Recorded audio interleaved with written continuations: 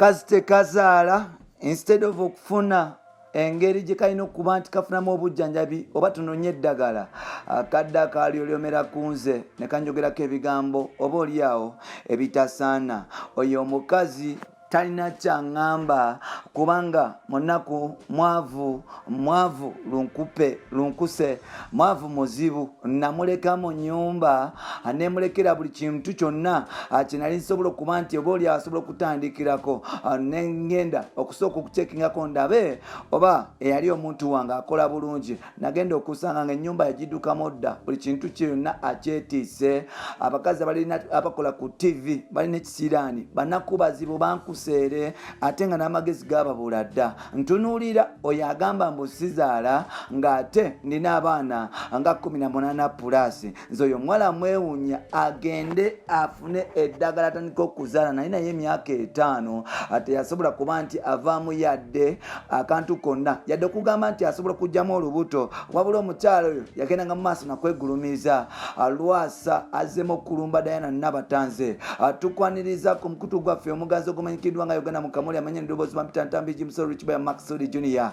Webale kuba nti otambula nange, webale kuba nti osubscribe, webale kuba nti obeera nange ever n'ogamba nti olina okutambula n'ennamba limoja Jimso.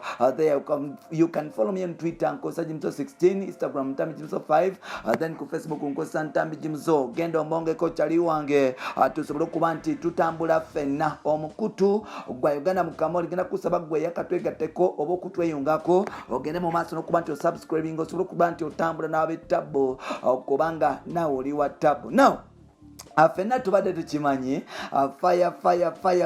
fire muliro guno.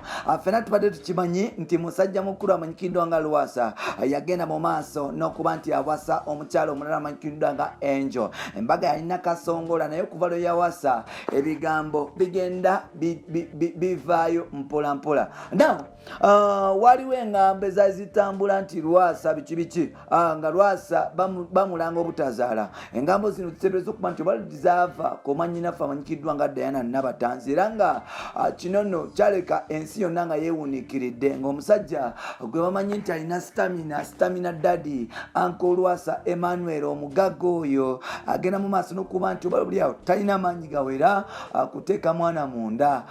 Bingi ebyayogerwa era nga engambo zagenda mu maaso n'okuba nti zitambuzibwa mpola mpola. Olutalo lwali lwamanyi mu midiya era lukyagenda mu maaso n'okuba nti lulanda. Ebimu tetwayagala kuba nti tubituusako kubanga byali bifa kumanyi naffe naye ng'ate bw'omanyi ffe wano twasalawo okubeera nti tukuleetera ebyo byolina okuba nti otegera n'okumanya we are uncensored, we fear nobody okujjako oyo Mukama Katonda yatutonda n'olwaleero tusazeewo tubeere nti tubikuleetera. Mugagga Lwasa olunaku lwaleero bavuddeyo ne bamubuuza ku nsonga za Diana Nabatanze nti waaye omukyala agamba yabeera naawe emyaka 5 tolina kyeweekolera mbu omwana tebasobola kuba nti omuteekayo. Lwasa avuddeyo n'agamba nti kino nno kijjobi. Lwasa avuddeyo n'agamba nti abantu abamu balina okuba nti beezuula n'okumanya wawe bagwa. Ensonga lwaki nasala okuba nti ntambula n'enviira omukyala amanyikiddwa nga Diana Nabatanze nali njagala okumuwa ekitiibwa era nasala okuba nti neekuuma n'akamwa kange nsobole okuba nti oba oli asogerako kintu kyonna naye ng'ate ono omukyala agenda mu maaso n'okuba nti ampikaapika n'okunsikasika okunkwata empale n'obugere antakule abeeko ne kyanzijamu. Emyaka 5 gye nali ne Diana Nabatanze gyali gya bulumi in that emyaka egyo gyonna sina kinamufunamu. Omukyala yakeranga ku makya kuleeta mikwano gye okulya chips na nkoko kunywa juice kubanga yali yakula nga tabinywa. Wano nno nasobola okuba nti musimatuka n'okuba nti obaoliawo saasobola kuba nti musimatuka n'okuba nti mwetegula. Nali ndowooza njagala muwe obulamu obusinga. Nagenda mu maaso n'okuba nti mujja mukazi koke yali akerumu emu ne mutwala mu apartment era nga yatandika okufuna obulamu nga sitaba alina okubeera. Wabula omukyalo ono nazuula nti amagezi talina mbu zero. Nagenda okuzuula nti omukazi ono amagezi talina. Yatandika okukola ebintu ebyekisiru okutandika okwendeguza n'okutandika okutambula engendo ze zitategeera. Awo nno nasooka okusooka okuba nti ngenda mu maaso n'okulaba n'okumutunuulira nsooke ndabe what really is happening to this chick or my wife.